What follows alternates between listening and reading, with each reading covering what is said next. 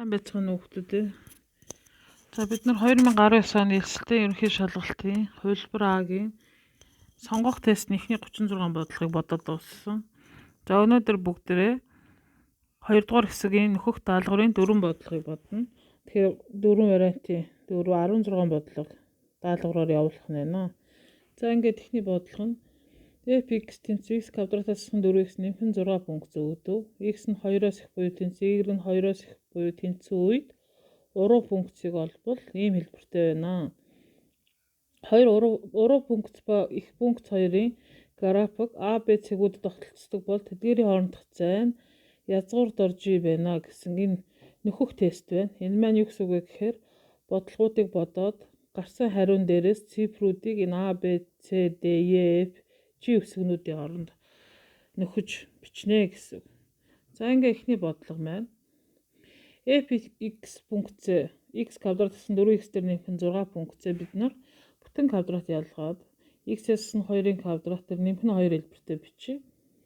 За ингээд уруу пункт олдог алгоритм байна. y(x) 2-ыг байрыг нь сольж y-гийн хувьд ихтгэл бичиж боддог. За тэр маань эндээс эхэлж байна. За энд эхэлж байна. Y-гийн x-ээс нь 2-ын квадрат нэмэх нь 2 байгаа. Анх өгсөн пункт маань. Тэгвэл энэ y-гийн оронд x-ийг энэ x-ийн оронд y-ийг орлуулахаар юм болно. За эндээс y-ээс нь 2-ын квадрат нь x-ээс нь 2-той тэнцвэр, y-ээс нь 2 нь язгуур дээр 2 хасах 2 нөгөө тийшээ гарлаа 2 дээр нэмэх нь язгуур дээр x-ээс нь 2 буюу бидний анхны хариуны нэг уруу пунктийн хэлбэрч хэлсэн байна. Тэгэхээр А нь 2 байх нь байна. Б нь бас 2 байх нэ. За дараа нь x квадратаас 4x дээр нэмэх нь 6-аг энэ уруу пункт буюу 2 дээр нэмэх нь язгуур дээр x-ээс нь 2-тай тэнцвүүлээд огтлцлын цэг гэдэг нь 2 пунктынхаа тэгштэглийг тэнцвүүлж бодно гэсэн. За тэнцүү байна гэдэг нь энэ хоёр тэнцүү гэсэн. За хоёр талын зэрэг дэвшүүлэхээр ийм энийг язгуур дээр x-ээс нь 2-ын 4 зэрэг болгоо бичиж юм болно. Тэнцүү тэмдгийг нөгөө талд гаргаад хаалтны өмнө гаргахаар юм болно. Язгуур дээр x-ээс нь 2 нь тэг болохоор x нь 2 гэсэн. X нь 2 байна гэдэг чинь аль нэгэнд нь орлуулахаар y нь 2 буюу A гэх гарч байна. Тэгэхээр бидний C, D маань гарлаа. Дараа нь нөгөө хаалтан доторх энэ тэгштэглээ бодохоор энэ маань язгуур дээр x-ээс нь 2-ын куб маань нэгтэй тэнцүү x тэнцүү 3. X нь 3 байна гэдэг маань 3-аа аль нэг тэгштгэл пунктийнхаа энд ч юм уу эсвэл анхны өгсөндөө орлуулахад 3 гарах хэрэгтэй. Эндээс бидний нөхцөл маань 3. За хоорондох зайг ол гэсэн. Огтлцсон хоёр цэгийн хоорондох зай буюу А, Б-гийн хоорондох зай маань язгуурын дор x координатуудын ялгуурын квадрат, y координатуудын ялгуурын квадрат байдаг учраас 3-аас нь 2-ын квадрат 3-аас нь 2-ын квадрат гэхээр язгуур дээр 2 буюу g маань 2 гэсэн. Орлол.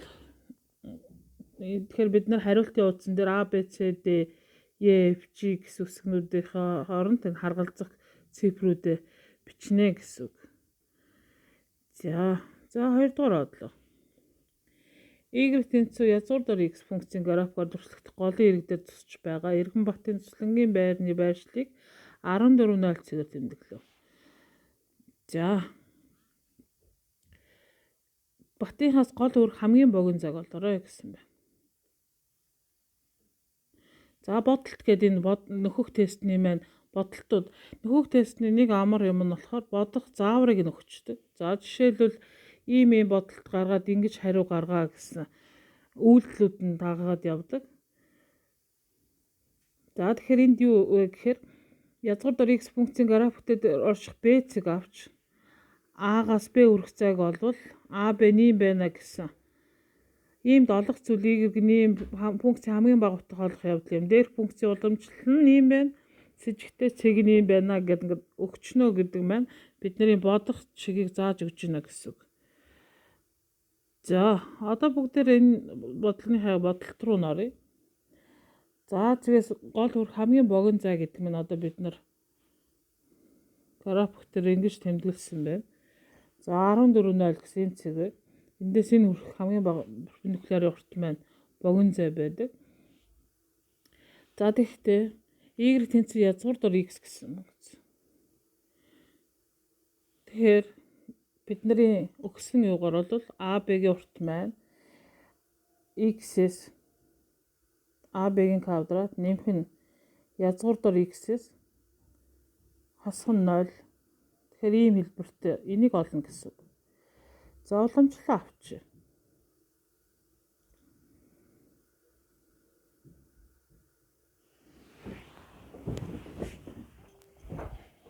Уламжлалаа авчи. Y-ийн уламжлал маань язгуурдор функц утга.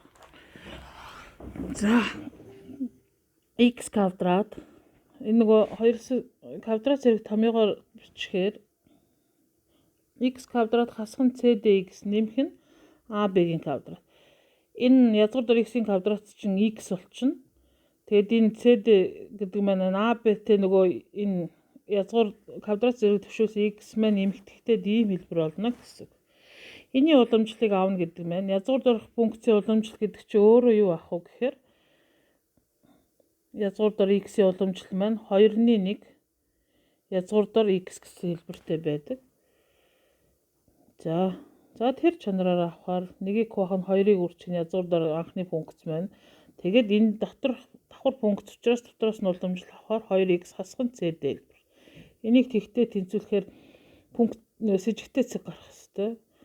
За тэгэхээр хүртүрд байгаа илэрхийлэл маань тэгтээ тэнцүү хувиар тгээс ялгаатай. Тэгэхээр 2x нь cd буюу x нь cd-г хуваах нь 2 болох нь байна. AB нь энэ гарах нь. За ингэж бодох юм байна гэдгийг бид нарт өгсөн байна. За одоо бүгдээрээ B цэгээс хонъё. B цэг маань Y тэнцүү язгуурдор x функц дээр байна гэсэн учраас x байх юм бол Y нь язгуурдор x гэсэн ийм цэг байх ёстой. За одоо нөгөө хоёр цэгийн хоорондох зайгийн томьёогоор x-с 14 хаслаа. Энэ хоёрын нөгөөх нь язгуурдор x-с тгийг хаслаа. Тэгвэл эндээс бидний AB маань 14 гэдэг нь харагдчихэв.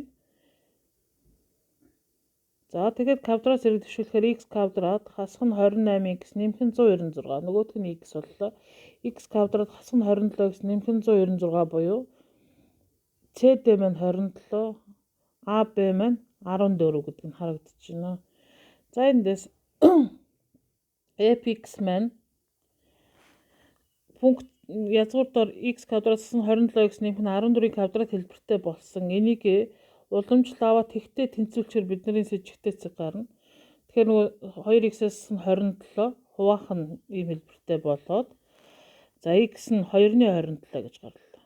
Тэгэхээр бидний нөгөө cd гэдэг маань 27 гэсэн цифрээ яах нь дугуулна гэсэн үг. За энэ утгаа анх олсон энэ уламжлалтаа орлуулахаар 2-55 буюу AB-гийн урт маань язгуурдор 55-ыг хуваах нь 2 буюу EF маань 55 гэсэн цифр, G маань 2 гэсэн цифр гарч байна. Тэгэхээр ер нь функцийн хамгийн их бага утга гэдэг маань уламжлалтай холбоотой учраас уламжлал аваад тэгтээ тэнцвүүлэхээр сэжигтэй цэг буюу хамгийн их бага утгын цэгүүд гарна гэсэн үг. За ийм бодлого байсан юм байна. За энэ маань ингээд 7 хоногт бодлого. За 2-3. Хоёр сурагч англи хэлний төвшин дотор шалгалт өгчээ. Нэгдүгээрх нь тэнцэх магадлал 0.9, хоёрдугаарх нь тэнцэх магадлал 0.85 бол A'д нь хоёулаа тэнцэх магадлал. Б'д нь яг нэг сурагч тэнцэх магадлал, C'д нь ядаж нэг сурагч тэнцэх магадлал нэм байна гэж өгсөн байна. За бодож үзье. За зураг харагдахгүй бол яг энэ дээр багш нь өгүүлбэрийг бичсэн байгаа. Хоёр сурагч англи хэлний төвшин дотор шалгалт өгчээ. Нэгдүгээрх нь тэнцэх магадлал 0.9. За эхний A'д нь болохоор хоёулаа тэнцэх магадлал нэгийн цифрээр эхлээд 100 эдтэй явах нь А, Б, хуваах нь 200 хэлбэртэй. За энд би PA буюу эхний сурагч тэнцэх магадлалыг PA-гаар тэмдэглэлээ 0.9. Хоёр дахь сурагч тэнцэх магадлалыг PB буюу 0.85. Тэгвэл тэнцэхгүй байх нь эхний сурагч тэнцэхгүй буюу PB А дээгүр зураастай буюу эсрэг үзэгдлийн магадлал маань 1-ээс 0.9-ийг хаслаа 0.1. PB маань 1-ээс 0.85-ыг хаслаа 0.15. За хоёулаа тэнцэх магадлал гэсэн учраас PA-г PB-гээр үржүүлээд 0.9-ийг 0.85 үржүүлэхээр тэг 1765 буюу 200-153. Тэгэхээр эхний нэгийн ард 5 3 гэсэн 2 цифр байх нь байна. За хоёрт нь яг нэг сурагч тэнцэх магадлал гэсэн. Яг нэг. Тэгвэл А сурагч тэнцэх, Б тэнцэхгүй. Эсвэл А тэнцэхгүй, Б тэнцэх магадлалуудыг олоод нэмнэ гэсэн. Тэгэхээр 0.9-ийг 0.15-аар 0.1-ийг 0.85-аар үржүүлээд нэмлээ 122 буюу 50.11. CD цифр маань 1 гэж гарах нь байна. Ядаж нэг сурагч гэсэн учраас саяны хоёулаа тэнцэхгүйг нь олоод 1-ээс хасчихад гарна. 0.1-ийг 0.15-аар үржүүлээд 1-ээс хасчихаар тэг 1985 буюу 1985 200-197 буюу EFG цифр маань 197 гэж гарах нэ. За одоо хамгийн сүүлийн бодлого буюу 2-4. А11, Б14, С31 цэгүүд дээр оройтой гурвалжин байж. Энэ гурвалжны координатын ихтер төвтэй цагийн зүүнний эсрэг 90 градусын зүрх эргүүлэхэд үүсэх А1, Б1, С1 гурвалжны оройн цэгүүдийн координатуудыг олбол ийм байна. Б нь А1, Б1, С1 цэгүүдийн координатуудыг ашиглан хувиргалтын матрицыг олоо гэсэн бодлого. За энэ маань хувиргалтын матриц буюу 10 дугаар ангийн хичээл. За багшны хичээлийн дараа 10 дугаар ангийн хувиргалтын матрицтай холбоотой захим хичээлийг нэмэлтээр оруулна. Тэр хичээлийг ойлгохгүй байгаа хүмүүс нь сайн үзээрэй. За эхний бодлого.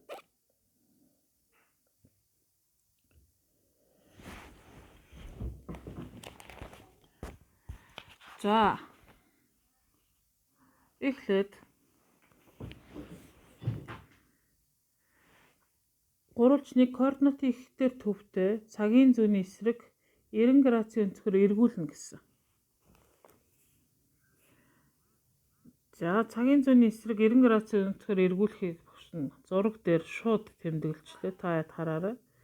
За эхлээд координат 1 гэхээр энд байна. Энэ дээр дараагийнх нь болохоор координат 1 4 гэхээр Б, дараагийнх нь 3 1 гэхээр ийм А, Б, С тэгшүүн цагт гурвалж үүссэн. За координатын ихтер төвтэй цагийн зүүнний эсрэг гэсэн учраас Б оройгоо координатын ихтэй холболоо. Тэгээд А1 орой маань хасах тэмдэгтээ А цифр тэгээд 1 гэсэн. Тэгэхээр энэ шиг 90 градусаар шулуунаар хотолцуулахад энд хасах дөрөв 1 дээр энэ хооронд 90 градус. Энийг муу адилхан.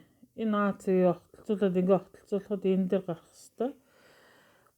Тэгээд тэгэхээр бидний 90 градусаар эргүүлсэн бүрс маань энэ гар. Тэгэхээр А1 маань хасах 1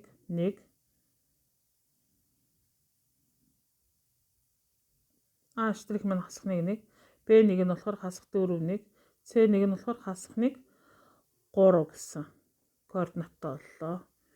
За одоо хоёрт нь хувиргалтын матрицаар яаж хувиргадаг вэ гэхээр А, Б, С, Д хувиргалтын матрицыг энд нь дандаа эхний А координатын А цагийн координатыг тэмдэглэнэ. Тэгэхээр бид нарт анхнаасаа 1 1 гэж өгсөн. Энэ нь А цагийн координат байх нь. Энэ нь Б цагийн координат 1 4, С цагийнх нь 3 1. Энд нь А штрих үүсэх ёстой, Б штрихийн координат, С штрихийн координат үүсдэг. Тэгэхээр хасхны 1, хасах 4 1, хасах 1 3 байх ёстой. За ингээд матрицыг мөр багнаар нь үржүүлээд нэмдэг. А-г нэгээр үржүүлээд, Б-г нэгээр үржүүлээд нэмэхэд хасах 1 гарах ёстой. Дараа нь А-г нэгээр Б-г 4 үржүүлээд нэмэхэд хасах 4 гарах ёстой.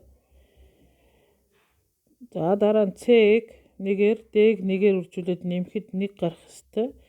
С-г нэгээр Д-г 4 үржүүлээд нэмэхэд 1 гарах ёстой.